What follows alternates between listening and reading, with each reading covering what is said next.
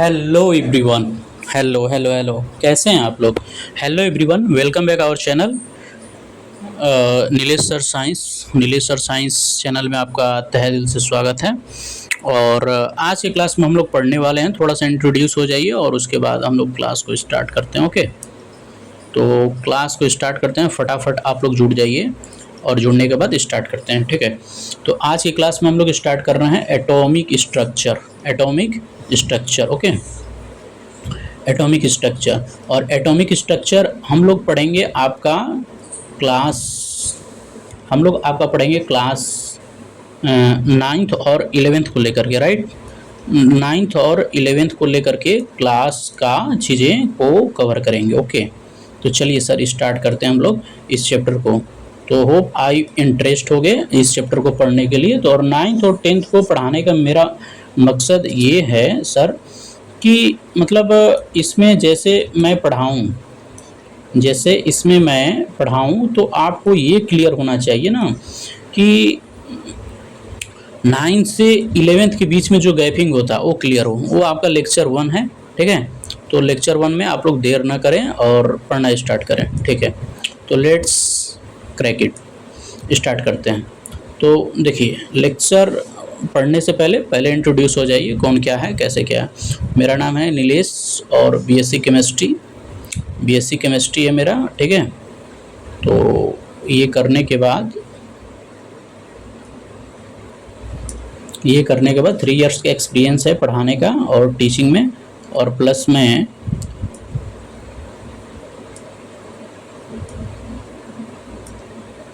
आप social media के through जुड़ सकते हैं और ये फेसबुक के थ्रू जुड़ सकते हैं। Okay, right. तो स्टार्ट करते हैं हम लोग टॉपिक को, सर के टॉपिक को कैसे पढ़ना है, क्या करना है, ठीक है।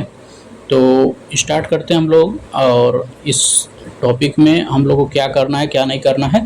तो हम लोग का एटॉमिक स्ट्रक्चर पहले ही बोल दिया हूँ कि एटॉमिक स्ट्रक्चर ही पढ़ना है, और एटॉमिक स्ट्रक्चर में क्या पढ़ना है क्या नहीं पढ़ना है वो आपको मैं क्लियर करते चल रहा हूँ। ओके, तो देखिए एटॉमिक स्ट्रक्चर में क्या चीज़ें हैं क्या नहीं है। देखिए एटॉमिक और स्ट्रक्चर क्या होता है, ठीक है।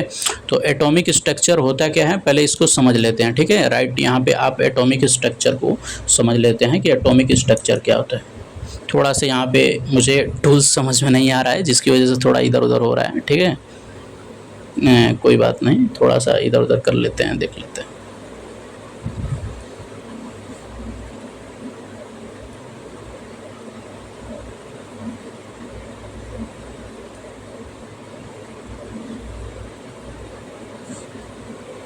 चलिए जी, देख लेते हैं एटॉमिक स्ट्रक्चर को। तो जो हम लोग का देखिए, तो एटॉमिक स्ट्रक्चर होता क्या है पहले इसको समझेंगे। तो आपका होता है एटम, और एटम में क्या होता है सर, तो एटम में आपका हो गया इलेक्ट्रॉन, प्रोटॉन और न्यूट्रॉन। इन्हीं चीज़ों को हम लोग को एक प्रॉपर वे में पढ़ना है। प्रॉपर वे में क्या करना है सर, पढ़ना है, और स्ट्रक्चर के रूप में पढ़ना है, मॉडल्स के रूप में पढ़ना है। तो उसी चैप्टर को नाम दिया गया आपका एटॉमिक स्ट्रक्चर, राइट। तो यहाँ पे आप लोग थोड़ा सा देख लेते हैं, जैसे यहाँ पे दिया हुआ है the atomic structure of an element refer to the constitution of its nucleus and the arrangement of the electrons around it। Okay, right. ये बोल रहा है, ऐसे बोल रहा है कि जैसे ये आपका सर्कल हुआ और सर्कल के अंदर वाला जो पार्ट है ये हो गया आपका प्रोटॉन प्लस न्यूट्रॉन। इसको हम लोग बोलते हैं न्यूक्लियस, और जो बाहर चक्कर लगाता है ये इलेक्ट्रॉन होता है। ओके, इसी चीज़ को ये बोल रहा है। Primarily the atomic structure of matter is made of protons, electrons and neutrons. यानी कि जो ये सेल बना हुआ है ना, ये इलेक्ट्रॉन्स, प्रोटॉन्स और न्यूट्रॉन्स के थ्रू ही बना है, ये बोल रहा है, ठीक। अब आगे देखते हैं कि the protons and neutrons make of the nucleus of the atom. यानी कि बोल रहा है भाई, ये बोल रहा है कि न्यूक्लियस के अंदर, यानी कि देखिए जो ये केंद्र में, सेंटर में जो होता है, सेंटर में, राइट, जो सेंटर या न्यूक्लियस तो न्यूक्लियस में जो होता है उसको हम लोग क्या बोलते हैं, तो इसके अंदर होता है आपका प्रोटॉन प्लस न्यूट्रॉन। प्रोटॉन क्या होता है, इलेक्ट्रॉन क्या होता है, न्यूट्रॉन क्या होता है, आपको आगे के चैप्टर में इसी टॉपिक में आगे पता चलेगा। पहले आप जो पढ़ा रहा हूँ उसको पढ़ते चलिए, ठीक है। तो सराउंडेड बाय द इलेक्ट्रॉन्स, यही चीज़ को बोल रहा है ये, जैसे मैंने यहाँ बताया ना, प्रोटॉन्स और न्यूट्रॉन्स आपका अंदर होता है और ये जो क्या बोलते हैं आपका इलेक्ट्रॉन्स बाहर की तरफ मूव करता है। The atomic number of an elements describe the total number of protons nucleus.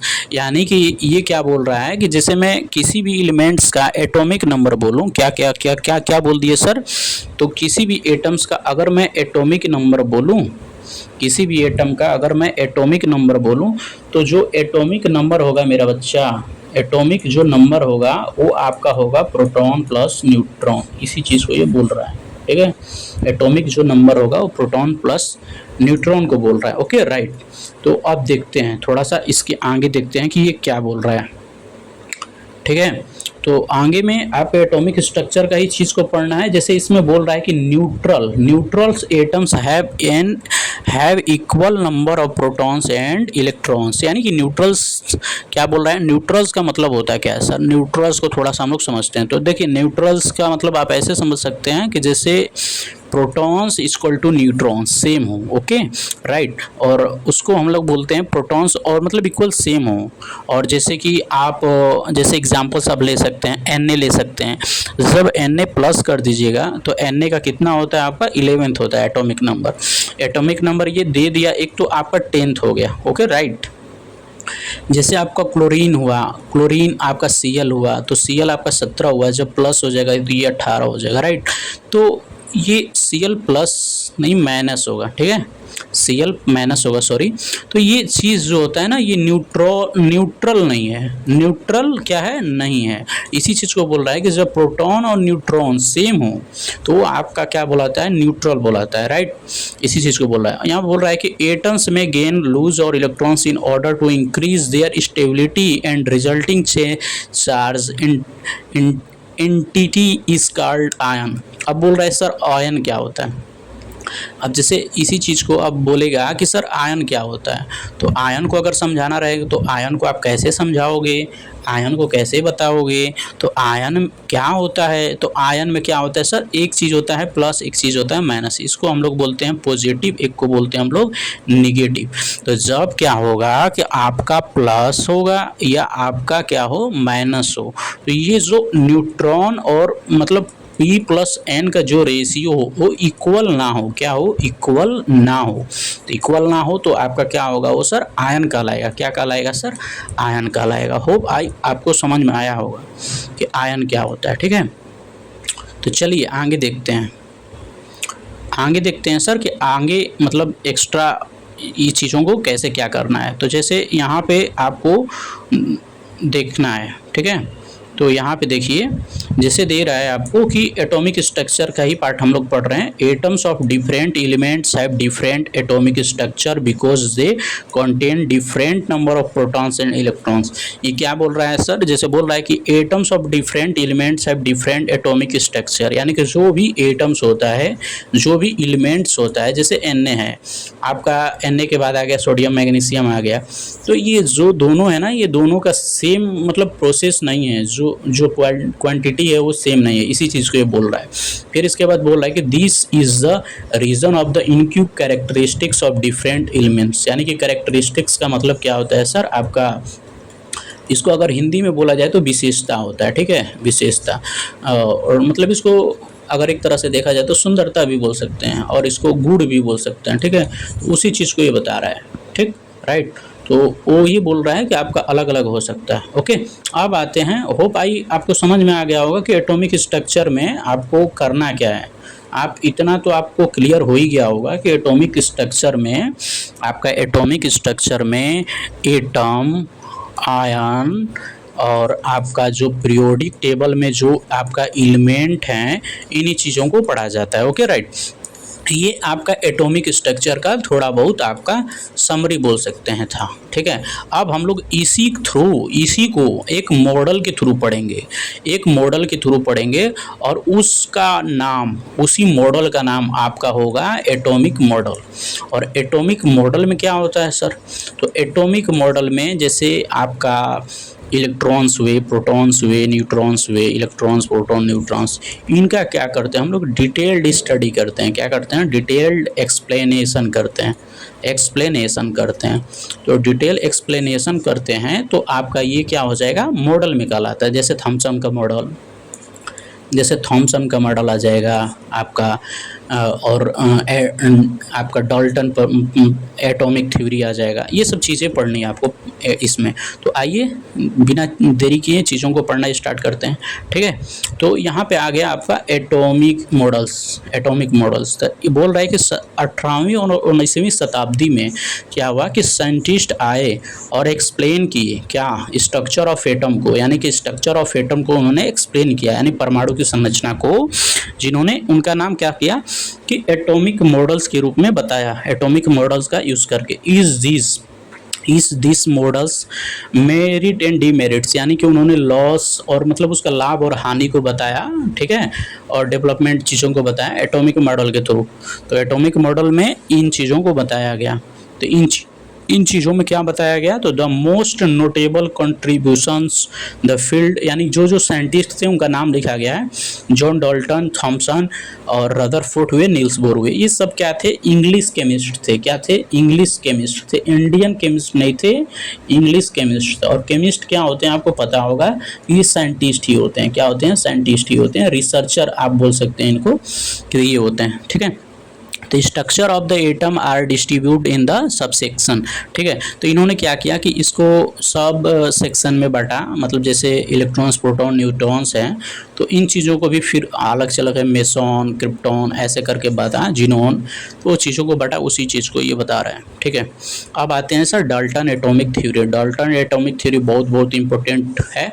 और डाल्टन एटॉमिक थ्योरी को आपको देखिए 9th में पढ़ना है, 11th में पढ़ना है, आपको जेई में पढ़ना है, नीट में पढ़ना है, और इसके साथ साथ आपको इसमें 8, 9, 10th में है तो आपको एनटीएससी और ओलंपियाड्स में तो आएगा ही आएगा, ओलंपियाड में आएगा ही आएगा। ओके, तो इसमें आएगा। तो थोड़ा सा इसको पढ़ लेते हैं। डाल्टन एटॉमिक थ्योरी क्या होता था, इंग्लिश केमिस्ट है, पहले ही मैं बता दिया हूँ। John Dalton suggest that the all matter is the made of atom, यानी डाल्टन ने बताया कि जो मैटर्स हैं, ठीक है, इसको थोड़ा सा मैं पढ़ देता हूँ, उसके बाद बताता हूँ।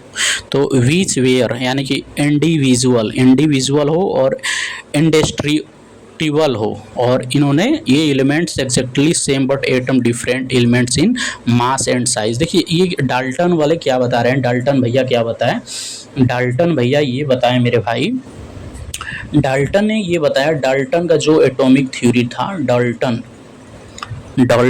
एटॉमिक थ्योरी, तो डाल्टन एटॉमिक थ्योरी में इन्होंने ये बताया ना कि जो भी एलिमेंट्स हैं, मतलब जो भी थिंग्स बोलो या आपको मैटर बोलो, ये किससे बने हुए हैं, तो आपका एटम से बने हुए हैं।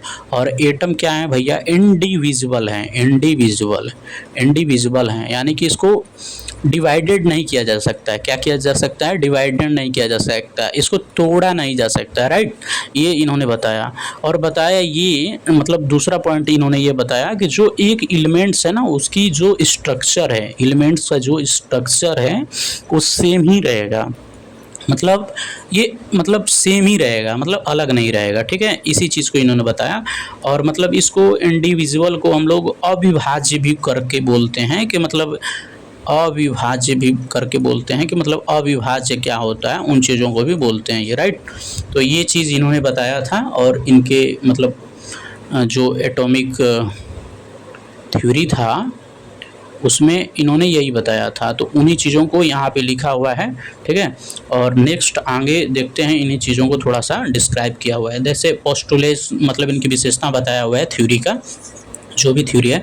इवर matter is made of atoms, मैंने बताया ना एटम्स जो होता है यानी कि परमाणु जिसको बोलते हैं, परमाणु मतलब एलिमेंट्स, जो भी पदार्थ बने हुए हैं, ये मैटर्स आपको पढ़ना है 9th क्लास में, ठीक है। फर्स्ट चैप्टर है केमिस्ट्री का, फर्स्ट चैप्टर है, इसको आप पढ़े होंगे 9th में।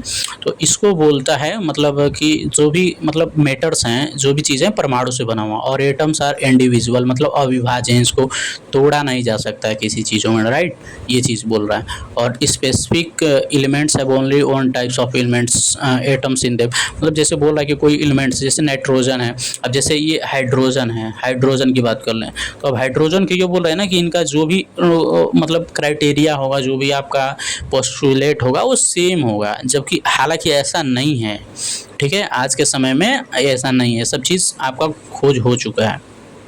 तो देखिए डाल्टन एटॉमिक थ्योरी में और भी चीज़ बताए थे, जैसे इस atom is own constant mass that various elements, वही चीज़ को बोल रहे हैं कि मास अलग अलग नहीं हो सकता है, एक ही होता है।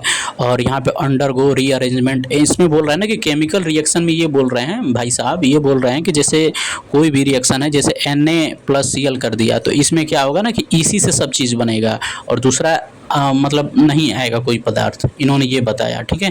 डीमेरिट में हम लोग पढ़ेंगे क्या इन्होंने गलत किया क्या सही किया, ये इनका मतलब पोस्टुलेट है कि इनकी विशेषता क्या है। रियल में ये सही नहीं है एक्चुअल में, ठीक है। Atom can neither can created और डिस्ट्रॉयड, यानी बोल रहे हैं ना ये जैसे एनर्जी लॉ है ना, एनर्जी लॉ ऊर्जा संरक्षण का सिद्धांत, वैसे ही बोल रहे हैं कि एनर्जी को नहीं नष्ट किया जा सकता, नहीं उत्पन्न किया जा सकता, बल्कि एक रूप से दूसरे रूप में क्या किया जा सकता है, ट्रांसफ़र किया जाता है। क्या किया जाता है, ट्रांसफ़र किया जाता है। इन चीज़ों को ही बता रहे हैं, ठीक। अब हम लोग क्या करते हैं कि डाल्टन एटॉमिक थ्योरी जो है सक्सेसफुली, देखिए यहाँ पे एक्सप्लेन कर रहे हैं ना, लॉ ऑफ केमिकल रिएक्शन को इन्होंने बताया, कंजर्वेशन ऑफ मास को बताया, कॉन्स्टेंट को बताया, प्रॉपर्टीज़ ऑफ मल्टीपल प्रॉपर्टीज़ को बताया, लॉ ऑफ रेसिप्रोकल प्रॉपर्टीज़ को बताया, यानी कि जो भी ये 4 रूल्स हैं ना आपके, उन रूल्स को इन्होंने बताया। और उन रूल्स में क्या होता है, जैसे कि आपका केमिकल रिएक्शन हो गया और लॉज ऑफ कांस्टेंट हो गया, जैसे H2O, तो H2O में मैं बोलूँगा तो 1:8 मतलब शुद्ध जल का होता है रेशियो। जैसे CO और CO2 बोल दिया तो इसमें आपका क्या होगा, कट जाएगा तो 1:2 हो जाएगा, मतलब 1:2, ऐसे करके ये मतलब ये रूल है मल्टीपल प्रोपगेशन ऑफ कांस्टेंट और कन्वर्जन, ये उन्हीं रूल को इन्होंने बताया, ठीक है। अब थोड़ा सा डीमेरिट पढ़ लेते हैं भाई कि डीमेरिट क्या इन्होंने बताया। तो डाल्टन का जो demerits of Dalton atomic theory था, वो डाल्टन एटॉमिक थ्योरी का डीमेरिट्स क्या था, the theory was unable to explain the extent of isotopes.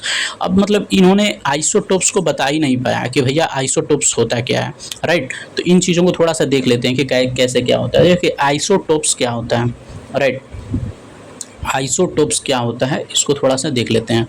तो आइसोटोप्स अगर आप देखेंगे तो आइसोटोप्स को अगर देखेंगे आइसोटोप्स को, तो आइसोटोप्स को इन्होंने बताया ही नहीं। मतलब आइसोटोप्स का मतलब क्या है, जैसे कि ये हाइड्रोजन, तो हाइड्रोजन का 3 आइसोटोप्स होता है, क्या क्या, ये आपका पोट्रियम, ड्यूट्रियम और ट्राइट्रियम। क्या होता है, प्रोटियम, प्रोटियम, ड्यूट्रियम और ट्राइटियम। तो ये 3 होता है आपका, H1, H2 और H3 होता है। तो इन्होंने ये एक्सप्लेन ही नहीं किया, क्या किया, ये एक्सप्लेन ही नहीं किया कि मतलब एक तत्व के 3 हो सकते हैं आइसोटोप्स, इन्होंने एक्सप्लेन ही नहीं किया, इसलिए ये रूल्स इनका गलत हो गया, ठीक है। ये रूल्स इनका क्या हो गया कि थ्योरी अनेबल टू आइसोटोप्स, तो इन्होंने ये बताया ही नहीं, ठीक। Nothing about the structure of the appropriately मतलब अप्रोप्रिएटली एक्सप्लेन्ड, यानी कि स्ट्रक्चर ऑफ एटम को इन्होंने बताया ही नहीं। स्ट्रक्चर ऑफ एटम को बताया नहीं मतलब क्या, कि जो स्ट्रक्चर ऑफ एटम, जैसे स्ट्रक्चर ऑफ एटम है ना, स्ट्रक्चर ऑफ एटम, तो इन्होंने स्ट्रक्चर ऑफ एटम को इलेक्ट्रॉन, प्रोटॉन, न्यूट्रॉन में बताया ही नहीं, ठीक है। ये बताया ही नहीं ये डाल्टन साहब, तो ये ठीक चीज़ था। फिर इसके बाद इन्होंने बोला कि latest scientist discovered particles inside, वही चीज़ है कि मतलब एटम्स को डिविजिबल बता दिए और कर दिए। तो इन्होंने मतलब बोला था कि इंडिविजुअल होते हैं, क्या होते हैं ये, इन्होंने बोला था कि इंडिविजिबल होते हैं, इंडिविजिबल होते हैं। तो इन्होंने, ये जो साइंटिस्ट थे इन्होंने बता दिया, ठीक है। तो इसलिए इनका ये जो चीज़ था ये थोड़ा सा दिक्कत हो गया। फिर हम लोग मतलब ये मतलब डीमेरिट्स में देखा जाए तो अनेबल एक्सप्लेन एक्सटेंट आइसोटोप्स, ये तो हो ही गया है, ठीक है। तो फिर इसके बाद मतलब ये तो ठीक था। और इसके बाद आपका ये चैप्टर क्या होता है, एंड होता है। ठीक है, थैंक यू। इसका पार्ट जो है पार्ट 2 आएगा आपका नेक्स्ट। ठीक, मेरा पढ़ाने का पर्पज़ ये है कि जो बच्चा 9th और 10th में है, मैं स्पेशली 8, 9, 10th को ही पढ़ाता हूँ, बट मेरा पर्पज़ है कि 8, 9, 10th का बच्चा 11th और 12th में जाए और साइंस स्ट्रीम ले, और केमिस्ट्री में उसको प्रॉब्लम हो तो ऐसा नहीं होने देंगे। मैं 11th और 12th का जो भी बेसिक चीज़ें हैं सब यहाँ पे कवर कर देंगे। यानी कि मतलब क्या है सर कि जो 10th के बाद और 11th के बीच में ये जो गैपिंग ईयर होता है, गैपिंग जो होता है, मैं गैपिंग को फुलफ़िल करने के लिए यहाँ पे उपलब्ध हूँ। ओके, अवेलेबल हूँ, आपका नीलेश भैया अवेलेबल हैं। ठीक है, तो इसी के साथ आपका थैंक यू और मिलते हैं अगली क्लास में। नमस्कार, जय।